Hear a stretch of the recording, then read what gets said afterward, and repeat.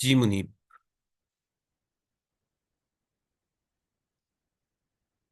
मुनीब बता रहे थे कि लेंथ का फंक्शन क्या करेगा। और I think Munib is not online yet. जी हीरा, आप बता दें। So it will return the characters in a string, the number of characters in a string. जी, तो हमारी इस पर्टिकुलर एग्जांपल में लेंथ क्या रिटर्न कर रहा है?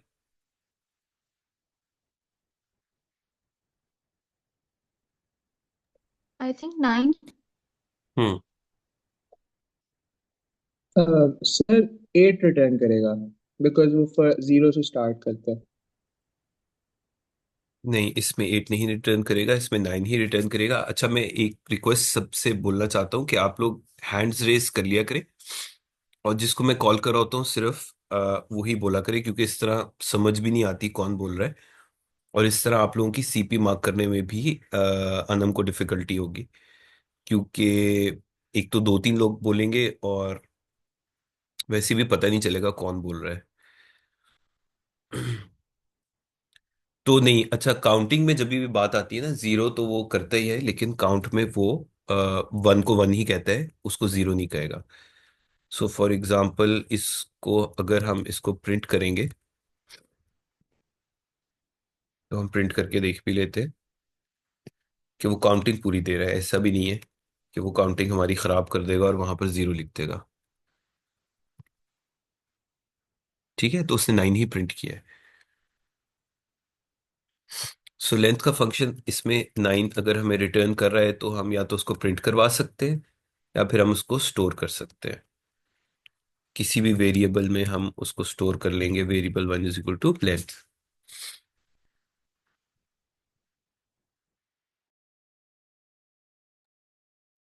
ठीक है, सो अभी तक मैंने आपको एग्जांपल्स देके मैं आपको ये बताने की कोशिश कर रहा था कि फंक्शंस हम शुरू से पहले दिन से हम लोग यूज कर रहे हैं। फंक्शंस क्या होते हैं? कभी कभी वो वैल्यूज रिटर्न करते हैं, कभी वो वैल्यूज नहीं रिटर्न करते, डिपेंड ऑन देयर फंक्शनैलिटी। और एक और चीज इन सब एग्जांपल्स में हमने देखी कि हर फंक्शन को हम कुछ ना कुछ वैल्यू पास कर रहे होते हैं, जिसको वो प्रोसेस कर रहा होता है। अब इस केस में, लेंथ के केस में, हम उसको एक स्ट्रिंग पास कर रहे हैं। वो स्ट्रिंग लेगा और इसको प्रोसेस करेगा, फाइंड आउट करेगा कि इसमें कितने लेटर्स हैं, और वो हमें रिटर्न करेगा। तो जो चीज हम वैल्यूज को पास कर रहे होते हैं, उसका प्रोग्रामिंग के अंदर टेक्निकल नाम होता है। इनफैक्ट दो नाम होते हैं, उसको आर्ग्यूमेंट भी बोला जाता है। ठीक है, मैं यहाँ पर लिख देता हूँ। उसको आर्ग्यूमेंट भी बोला जाता है, और उसको पैरामीटर भी बोला जाता है। So these are just fancy words to describe कि आप फंक्शन को जो वैल्यू पास कर रहे होते हो, आर्ग्यूमेंट और पैरामीटर। फिर जो फंक्शन अगर कोई वैल्यू आपको रिटर्न कर रहा है, तो उसको बोला जाता है रिटर्न वैल्यू। ठीक है। तीसरी चीज रिटर्न वैल्यू के अलावा ये होती है, जिसको हम बोलते हैं फंक्शन कॉल या सिंपली कॉल। तो ये फंक्शन कॉल ये होती है कि आप जब किसी फंक्शन को कॉल करते हो, जो कि यहाँ पर क्लियरली आप लोग हमेशा से फंक्शंस को कॉल करते रहे हो।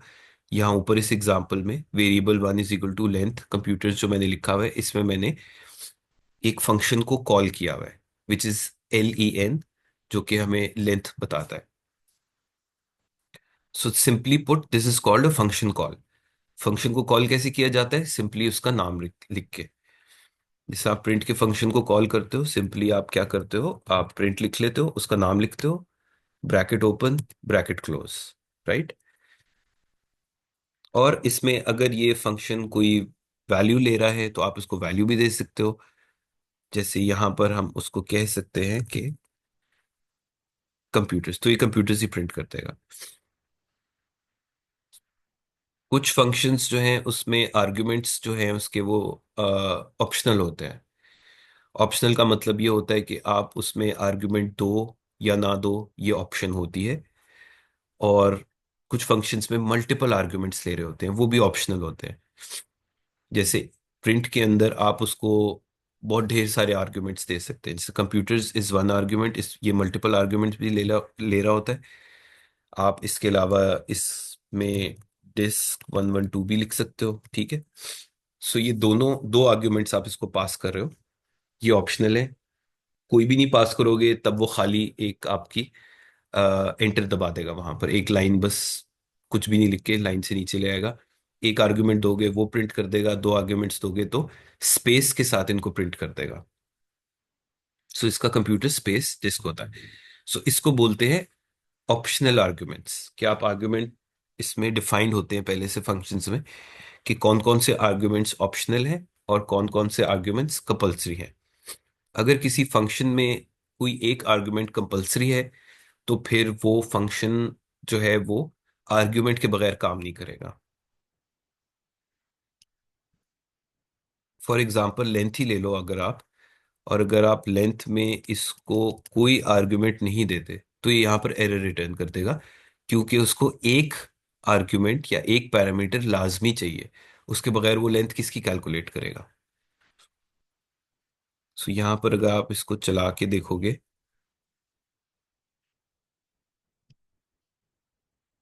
तो इसको एरर रिटर्न करना चाहिए।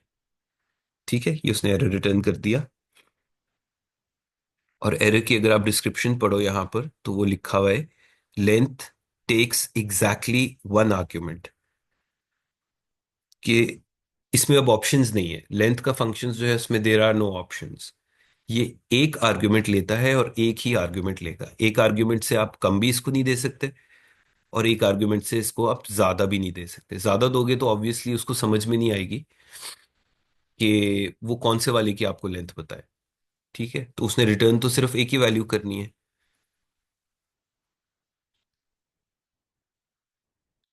सो फंक्शंस के बारे में अब हमने चार चीजें पढ़ ली। नंबर वन, आर्ग्यूमेंट्स क्या होते हैं, या फिर पैरामीटर्स क्या होते हैं। नंबर टू हमने पढ़ा फंक्शन को कॉल कैसे की जाती है। नंबर थ्री हमने पढ़ा रिटर्न वैल्यू क्या चीज होती है। और रिटर्न वैल्यू भी ऑप्शनल होती है depending on function to function. कभी कोई फंक्शन रिटर्न वैल्यू करता है, कभी कोई फंक्शन रिटर्न वैल्यू नहीं करता, ये डिपेंड करता है। और रिटर्न वैल्यू हमेशा, अगर कोई रिटर्न कर भी रहा है वो तो सिर्फ एक ही रिटर्न कर सकता है, मल्टीपल वैल्यूज रिटर्न नहीं कर सकता फंक्शन। अगर कर रहा है तो, नहीं कर रहा तो फिर नहीं कर रहा। सो इन सारी चीजों को, ये तीन कॉन्सेप्ट्स हमने पढ़े फंक्शंस के बारे में। अब हम एक्चुअली में देखते हैं फंक्शन क्रिएट कैसे किए जाते हैं।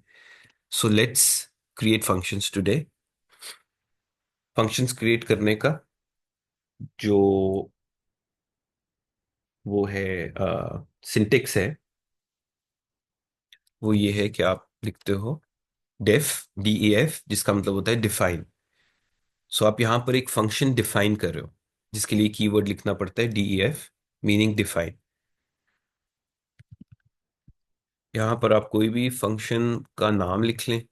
मैंने ये लिख लिया फंक्शन नेम। उसके बाद आप ब्रैकेट ओपन, ब्रैकेट क्लोज और कोलन। फिर जब आप एंटर दबाओगे और इसके नीचे आप जो कुछ भी लिखोगे वो फंक्शन का पार्ट बन जाएगा। इंडेंटेड हो गया है ये, आप नोट करें तो जब तक आप इंडेंटेशन चल रही है वो सब का सब वो अज्यूम करेगा कि ये फंक्शन का पार्ट है। फॉर एग्जाम्पल यहां पर आप लिख देते हैं प्रिंट एनीथिंग। ठीक है, मल्टीपल लाइंस आप लिख सकते हैं।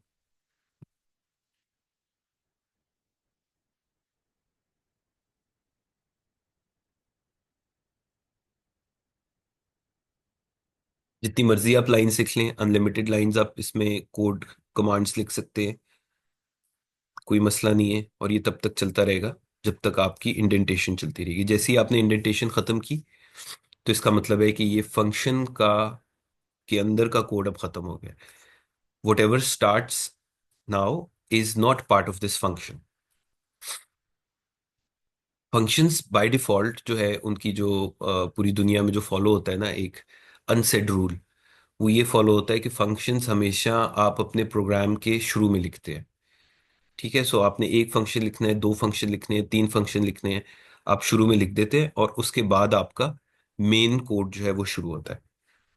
मेन कोड कहाँ से शुरू हो रहा है? यहाँ से शुरू हो रहा है। मैं अगर आपको यहाँ पर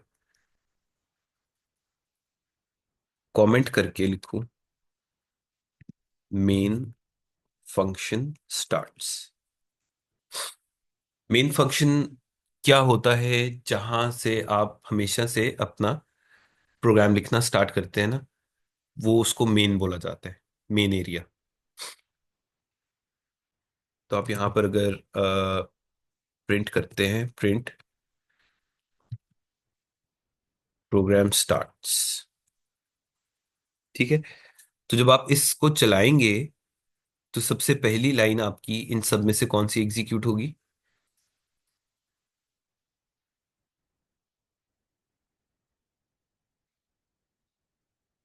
जी कौन बोलेंगे? फरहीन। सर प्रोग्राम स्टार्ट्स पहले ऐ- होगा। ऐसा क्यों? ऊपर वाली तीन लाइनें क्यों नहीं एग्जीक्यूट होंगी? सर क्योंकि आपने रिटर्न नहीं किया वो फंक्शन जो है। ठीक है, आपका पहला जवाब बिल्कुल ठीक था कि प्रोग्राम स्टार्ट्स वाली लाइन सबसे पहले एग्जीक्यूट होगी, लेकिन दूसरा जवाब आपका सही नहीं है। सर लेकिन अब पहले मेन कोड होता है फिर पहले फंक्शन बाद में होता है, तो you have to call the function right. हाँ, तो आपका दूसरा जवाब भी गलत था कि फंक्शन बाद में होता है, फंक्शन बाद में नहीं होता। लेकिन आपका तीसरा जवाब बिल्कुल ठीक है कि फंक्शन वहां पर होगा जहां पर हम उसको कॉल करेंगे। अगर हमने फंक्शन को कॉल नहीं किया तो फंक्शन की कभी भी एग्जीक्यूट नहीं होगा, कॉल ही नहीं होगा। तो फंक्शन के अंदर जितना भी हमने कमांड्स लिखी हुई है वो एग्जीक्यूट नहीं होंगी until and unless we call that function, right? जी या सर एक्चुअली आई थिंक सबसे पहले तो फंक्शन की डेफिनेशन वाली लाइन ही रन होगी, because it's a interpreter, so it goes line by line, तो वो डिफाइन हो जाएंगी, एग्जीक्यूट हो जाएंगी, लेकिन रन नहीं होंगी इन द सेंस कि कुछ प्रिंट नहीं होगा। लेकिन वो एग्जीक्यूट तो कर लेगा, उसको पता चल जाएगा कि ये फंक्शन अब डिफाइन हो गया है, तो वो तो लाइन बाय लाइन ही जाएगा आई थिंक। ये जो तुम बातें कर रहे हो ना, ये कंपाइलर के लेवल की बातें हैं कि वो प्रोग्राम को कंपाइल कैसे करेगा। तो टेक्निकली यू राइट, बट बाकियों को तो ना कंफ्यूज करो ना यार। बाकियों को तो यही पता होना चाहिए कि फंक्शन स्टार्ट कहाँ से हो रहा है, ऑपरेशन कहाँ से स्टार्ट हो रहा है, कमांड एग्जीक्यूशन कहाँ से स्टार्ट हो रही है। ठीक है, सो टेक्निकली यू राइट।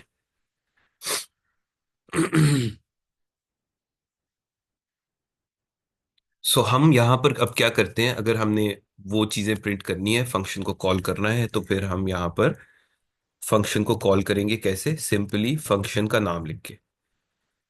ये हमने फंक्शन नेम लिखा, ब्रैकेट ओपन ब्रैकेट क्लोज।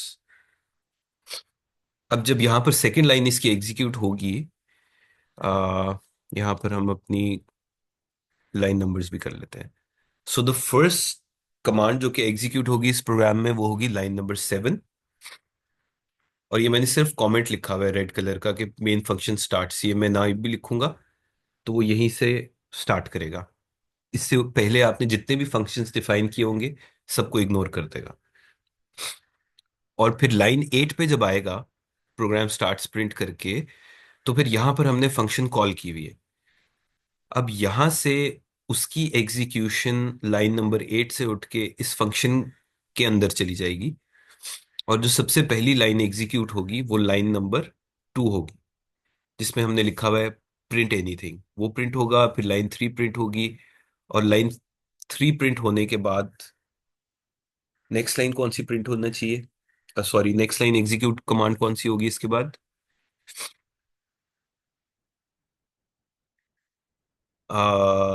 जी हसीब। सर वो फंक्शन वापस आ जाएगा लाइन 8 पे, एंड फिर उसके आगे आई थिंक लाइन 9 से ऑनवर्ड स्टार्ट होगा फिर एग्जीक्यूट होना। जी, तो जहां जब फंक्शन खत्म हो जाता है, फंक्शन के अंदर की कमांड्स जब खत्म हो जाती हैं, तो फिर आपके पास फंक्शन का कंट्रोल जो है वो वापस उधर ही आ जाता है जहां से फंक्शन कॉल हुआ हुआ है, which is line number 8।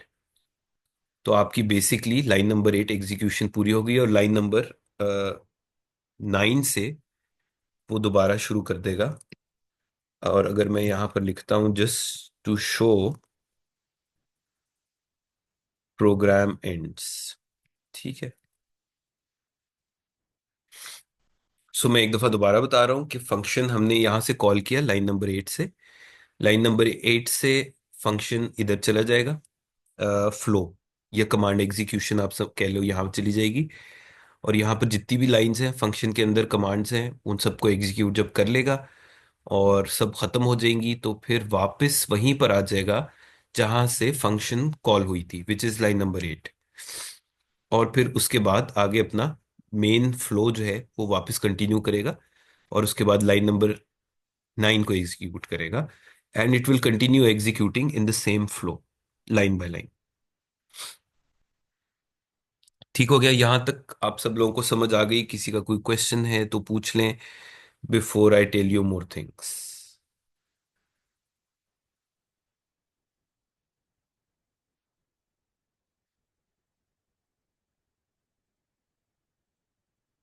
No questions? ठीक है, तो हम सेकंड चीज अब इसमें ये देखते हैं कि हम अपने फंक्शन को वेरिएबल कैसे पास कर सकते हैं।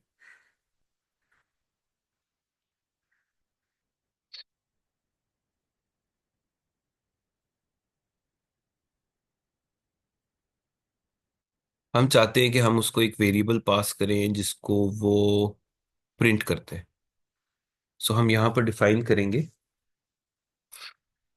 एक वेरिएबल यहां पर। अच्छा, एक सेकेंड, पहले हम पास कर देते हैं। फॉर एग्जाम्पल हम पास करना चाह रहे हैं, कोई नाम पास करना चाह रहे हैं, ठीक है। और हम चाह रहे हैं कि ये फंक्शन इस वैल्यू को ले, सुलेमान को ले, और हेलो सुलेमान प्रिंट कर दे। तो उसके लिए हमें फंक्शन के अंदर पहले डिफाइन करना पड़ेगा कि यहां पर आपके पास एक वैल्यू आएगी। तो उसका तरीका ये है कि हम यहां पर कोई भी एक वेरिएबल का नाम लिख सकते हैं, ठीक है। तो ये हमने यहाँ पर एक वेरिएबल का नाम लिख लिया। अच्छा, just to make it more clear मैं यहाँ पर लिख देता हूँ वेरिएबल 1।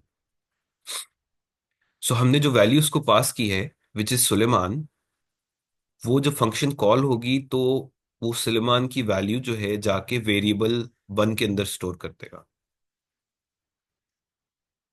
ठीक है। और अब फिर हम उसको इस्तेमाल कर सकते हैं, we can use that variable जो कि हमें पास हुआ है। और हम यहां पर लिख सकते हैं hello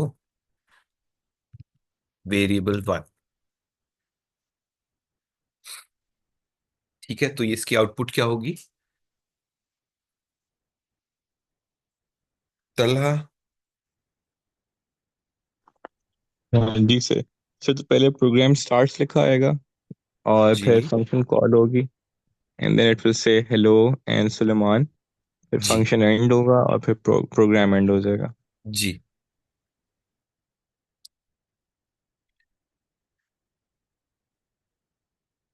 so this is called argument passing, this is how you define a function.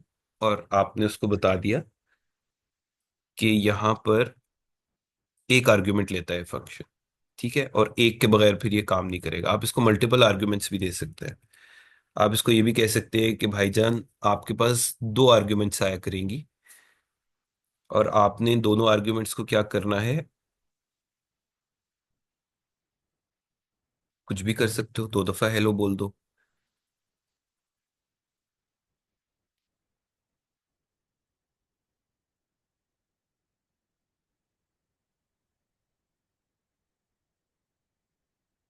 और यहां पर फिर आपको कॉल करते हुए भी दो आर्ग्यूमेंट्स उसको देनी पड़ेंगी।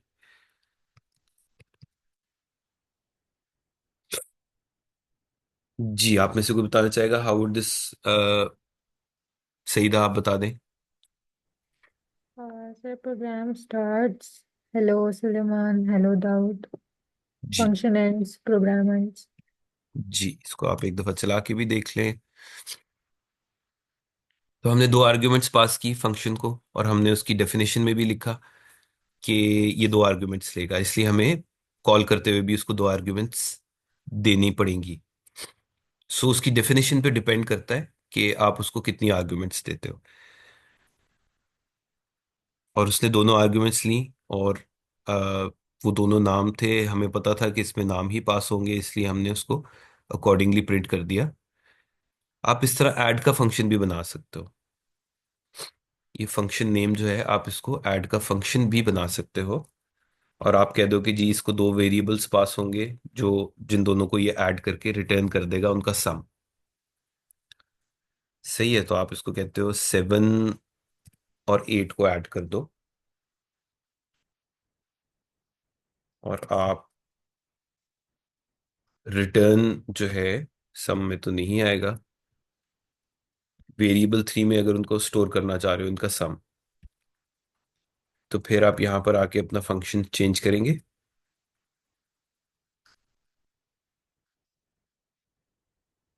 और आप ये करेंगे कि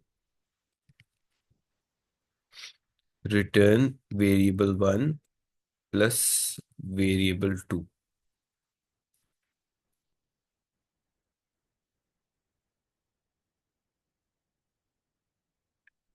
ये मैंने एक स्टेप में कर दिया है, लेकिन ये काम आप 2 स्टेप्स में भी कर सकते हैं। फॉर एग्जाम्पल, आप 2 स्टेप्स में ये कैसे काम कर सकते हैं कि आप ये करें, यहाँ पर एक और वेरिएबल बनाएं। आ, आप कहें कि sum1 = वेरिएबल 1 प्लस वेरिएबल 2, कि पहले इन दोनों को ऐड करके सम के अंदर वैल्यू डाल दे, और फिर उसके बाद sum1 में जो भी वैल्यू है उसको रिटर्न करते हैं। सही है। सो ये जो आप रिटर्न की जो कमांड लिख रहे हैं, दिस मीन्स, जो हमने एनालॉजी दी थी कि एक बंदा जो है वो बॉल फेंक देता है, सो ये फंक्शन जो है ये आपको एक वैल्यू रिटर्न कर रहा है, it is throwing a value back. कहाँ थ्रो करेगा? जहां से फंक्शन कॉल हुई भी है। तो यहाँ पर ये 7 और 8 लेगा, उन दोनों को ऐड करेगा, सम में डालेगा, और सम को रिटर्न कर रहा है। और यहाँ पर रिटर्न होगी, तो आप यहाँ पर =वेरिएबल 3 जब लिखेंगे, तो सम की वैल्यू वेरिएबल 3 में आ जाएगी। ठीक है। सो 7 + 8 को वो ऐड करेगा, विच इज 15। सो वेरिएबल 3 में उसकी वैल्यू आ जाएगी। आप स्टोर भी कर सकते हो, आप इसको डायरेक्ट प्रिंट भी कर सकते हो। वेरिएबल 3 में करने की बजाय आप इसको यहाँ पर डायरेक्टली प्रिंट भी कर सकते हो, प्रिंट, और उसके अंदर आपने फंक्शन का नाम डायरेक्टली ही कॉल कर दिया। ऐसे भी कर सकते हो। जी अब्दुल्ला। सर आप एक दफ़ा दोबारा ये रिटर्न रिटर्न वाला बता देते हैं। जी sure.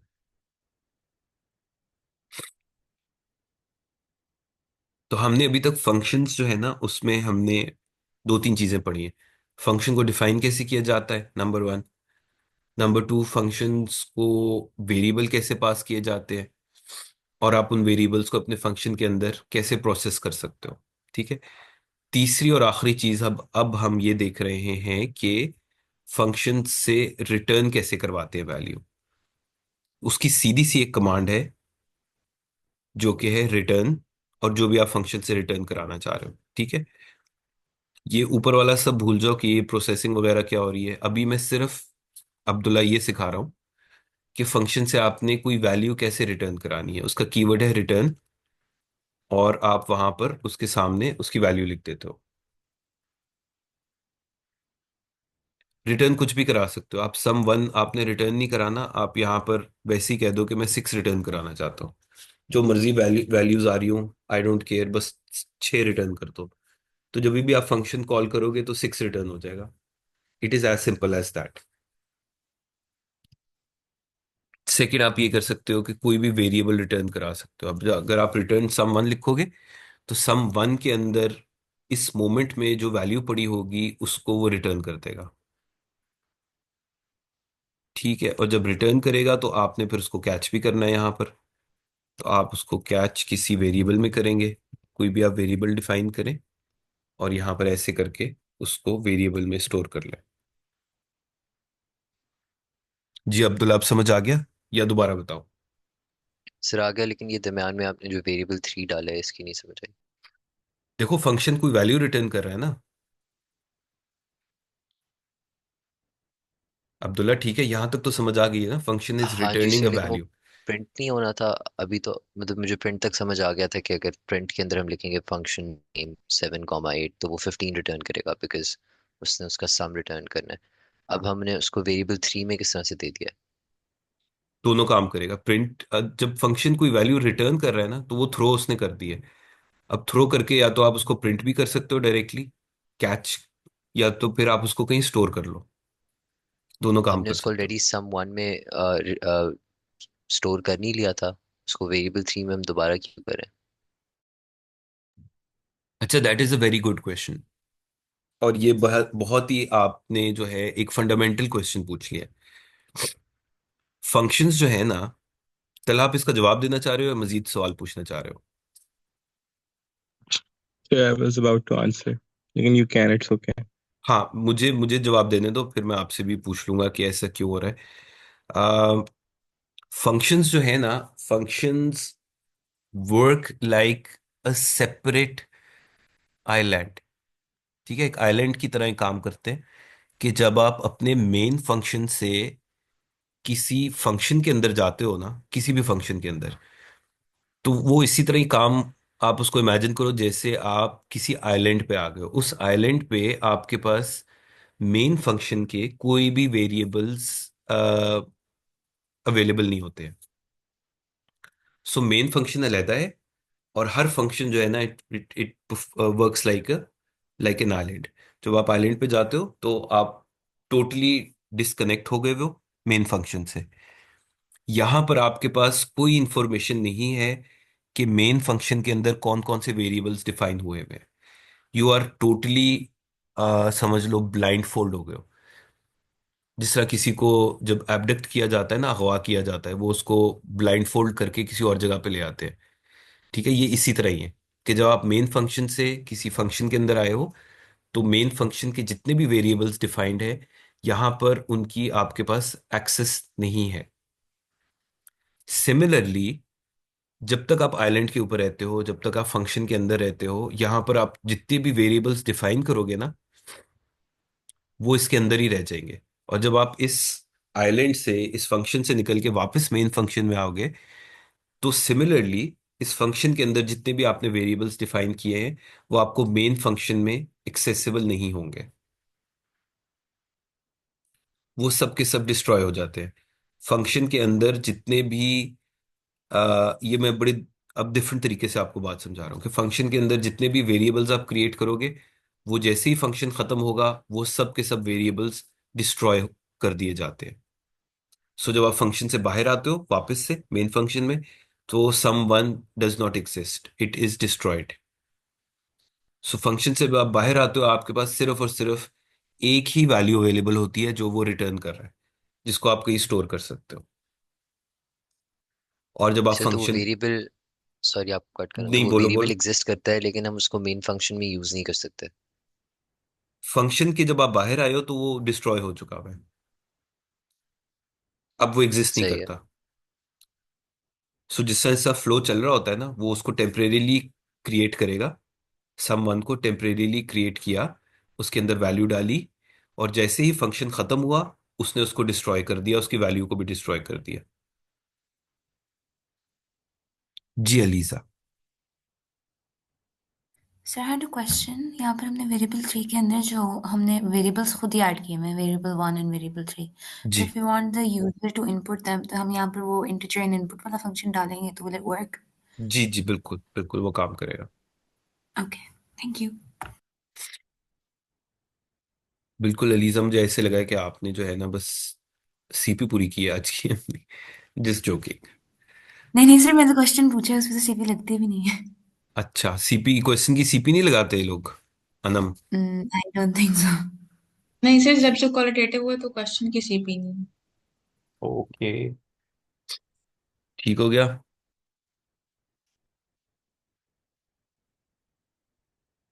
So any questions? We have 9.5 minutes remaining for the session to end. ये हम लोगों ने बहुत इंपॉर्टेंट चीजें आज पढ़ी हैं। ये कहने को सिर्फ 3-4 चीजें हैं कि फंक्शन डिफाइन कैसे होता है, फंक्शन को वेरिएबल्स कैसे पास होते हैं, फंक्शन वैल्यू रिटर्न कैसे करता है, फंक्शन के अंदर आप प्रोसेसिंग कैसे कर सकते हो, फंक्शन के अंदर जो आप वेरिएबल्स क्रिएट करते हो वो टेम्परेरी होते हैं और फंक्शन खत्म होने के बाद उन सब वेरिएबल्स को डिस्ट्रॉय कर दिया जाता है। सिर्फ एक वैल्यू हमारे पास थ्रो होती है जिसको हम कहीं सेव कर सकते हैं। अगर सेव उसको ना किया तो वो वैल्यू भी जाया हो जाती है।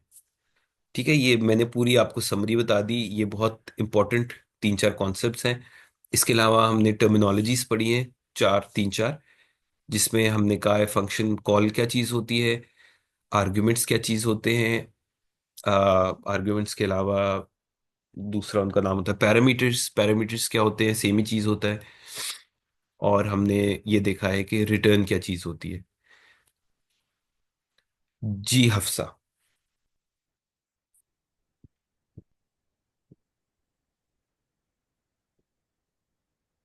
हफ्सा आपका मेरे ख्याल से अनम्यूट नहीं हुआ हुआ।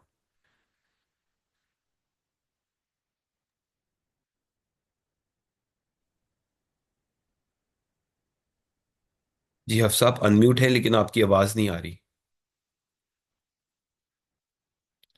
आई थिंक कोई टेक्निकल आपके एंड पे प्रॉब्लम है। जब आप फिक्स कर लोगे आप दोबारा क्वेश्चन पूछने का अटेम्प्ट कर लेना या फिर चैट में लिख लो। अ, अब्दुल्ला। हाँ जी sir, so my question was कि ये वेरिएबल 3 जो हमने डाल दिया अपने कोड में, वो प्रिंट तो नहीं होगा जब तक हम उसको प्रिंट नहीं करेंगे? हाँ वो बिल्कुल सिर्फ ऐसे ही। अभी स्टोर्ड है ना? जी बिल्कुल ऐसे ही, वो ठीक मेमोरी है में ठीक स्टोर है। हो गया है। जब तक हम प्रिंट नहीं करेंगे वो प्रिंट नहीं होगा। तलहा का क्वेश्चन था, तलहा ने हाथ नीचे कर लिया। जी Talha. Sir I had question about the course. Sir जो लैब है फ्राइडे को वो किस तरह होगी? Will it be a take home? Of course take home ही करनी पड़ेगी। और सर क्विज़ेस में और लैब्स में n माइनस वर कितना है? वरना आप आ सकते हो तो आ जाओ, लैब में आके दे देना। नहीं सर, बड़ी स्मॉल। तुम यहाँ पर लाहौर में नहीं रहते हो? जी सर, तभी तो कह रहा हूँ स्मॉल है। कोई स्मॉग नहीं है, सब क्लियर हो गया है। 3 दिन से इतनी जबरदस्त क्लियर धूप निकल रही है, तो बातें ना बनाओ। सर आई ट्राई सर, लेकिन फिर n माइनस कितना है क्विज़ेस और लैब्स में? यार क्विजेज में अलहदा है, क्विजेज में डिपेंड्स कि हम कितने ज्यादा क्विजेज ले लेंगे उतना ज्यादा एन माइनस हो जाएगा। अभी तक ये 9th क्विज था तो मुझे लगता है कि N-3 तो पक्का है। ठीक है, अच्छा अगर अच्छा। हम ज्यादा क्विज ले पाएंगे तो फिर शायद N-4 भी हो जाए हमारे पास। अभी इसके बाद 4 सेशंस रह गए हैं, तो अगर हमने चारों में क्विज ले लिया तो that would be like around 12 quizzes. तो 12 में हम N-4 भी कर सकते हैं आराम से। ठीक है, और फिर लैब्स में कितना है? लैब्स में I think it's fixed N-2 है, अनम वुड नो बेटर। चलिए ठीक है, thank you. Yes, sir. Less than -2. Hmm. जी एनी क्वेश्चंस?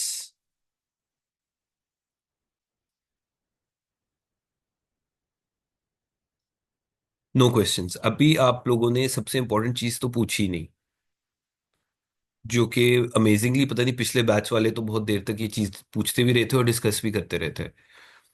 और मैं एक्सपेक्ट कर रहा था कि आप लोग तो डेफिनेटली ये चीज जरूर पूछेंगे, और वो चीज ये है कि फंक्शंस, वाई फंक्शंस, फंक्शंस हम बनाते ही क्यों हैं, इसका फायदा ही क्या है। तो या तो मैंने एक्सप्लेन बहुत अच्छे से किया है, या फिर आप लोगों में से किसी के भी दिमाग में क्वेश्चन आया नहीं है कि हम फंक्शंस क्यों बनाते हैं और उसका मकसद क्या है। जी इब्राहिम। सर इसका फ़ायदा ये है कि कोई सेट कोड है जो हमने बार बार रिपीट करना है, तो हम उसका फंक्शन बना देते हैं, और फिर जब हमने वो यूज़ करना होगा तो हम बस फंक्शन को कॉल करेंगे। तो उससे काफ़ी टाइम भी बच जाता है और कोड भी कम लिखना। हाँ बिल्कुल। आ, आप 4 5 6 7 लाइंस ऑफ कोड्स है, और उसको आप के कोड में बार बार बार बार अगर आप उसको लिख रहे हो तो एक उसका बेहतर तरीका ये होता है कि आप उस सारे 6 7 लाइंस को आप एक फंक्शन में लिख लो, और फिर हर जगह जब आपको वो कमांड्स, 6 7 कमांड्स चाहिए उसी ऑर्डर में एग्जीक्यूट होने के लिए, तो आप फिर सिर्फ फंक्शन को बार बार कॉल करके तो अपना काम चला लेते हैं। उससे आपका कोड बहुत ज़्यादा नीट रहता है, बग फ्री रहता है, क्योंकि बार बार जब आप कोड लिखोगे तो कहीं ना कहीं बग आ जाएगा। अपडेट करने में आसानी होती है, आपको एक जगह जाके अपडेट करना पड़ेगा, और जितनी भी कॉल्स आप जहां जहां से कर रहे हो तो वो आपकी उसी कोड को कॉल कर रही होंगी। इन कंपैरिजन टू अगर आपने वो 4-5 कमांड्स जो हैं 5-6 दफा लिखी हुई है अपने कोड में, तो आपको हर जगह जाके उसको अपडेट करना पड़ेगा। राइट, तो ये इसके बहुत ज़्यादा बेनिफिट्स हैं। कोड नीटर होता है, कोड की लॉजिक बड़ी आसानी से समझ आ जाती है, कोड की रीडेबिलिटी बढ़ जाती है, कोड की बगिंग डीबगिंग आसान हो जाती है, कोड की अपडेट करना कोड को आसान हो जाता है, और कोड लिखने में भी आसानी होती है। और इन सब के अलावा एक और काम ये होता है कि आपकी प्रॉब्लम सॉल्विंग आसान हो जाती है। वो कैसे होती है, चलो उसको हम बाद में देखते हैं, पहले क्वेश्चंस ले लें। जी अशर। तो मेरा एक और पॉइंट था फंक्शंस का कि एरर्स आइडेंटिफाई करने में बहुत आसानी हो जाती है, क्योंकि आप बार बार कोड्स में एरर नहीं देखते, बस एक ही बार आपके पास जब कोड लिखा होता है तो उसके अंदर वहाँ पे एरर्स डिफाइन कर सकते हो। जी ठीक हो गया। जी हसीब।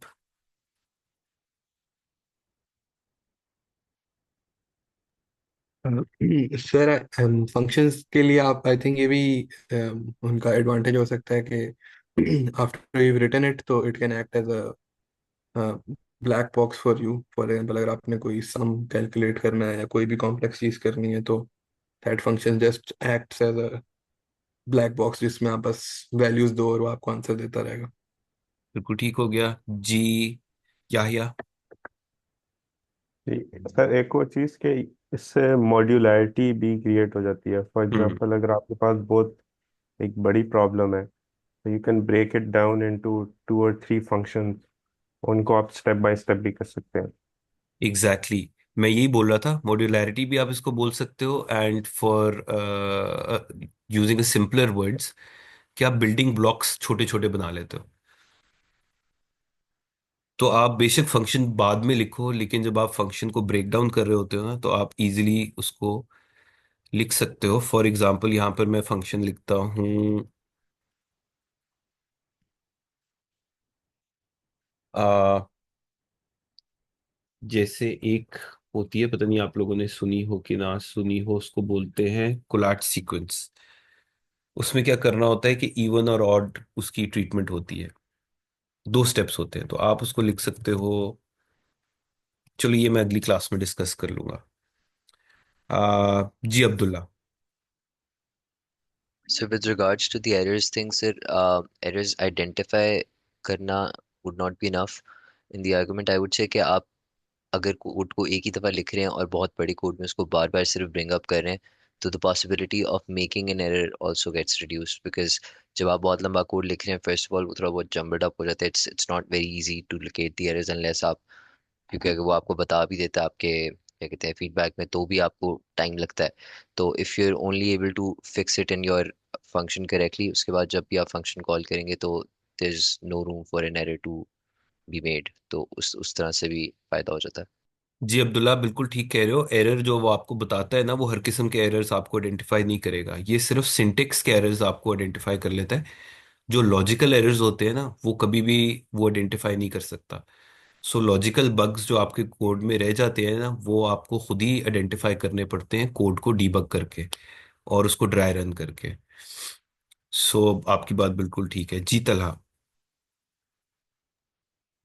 सर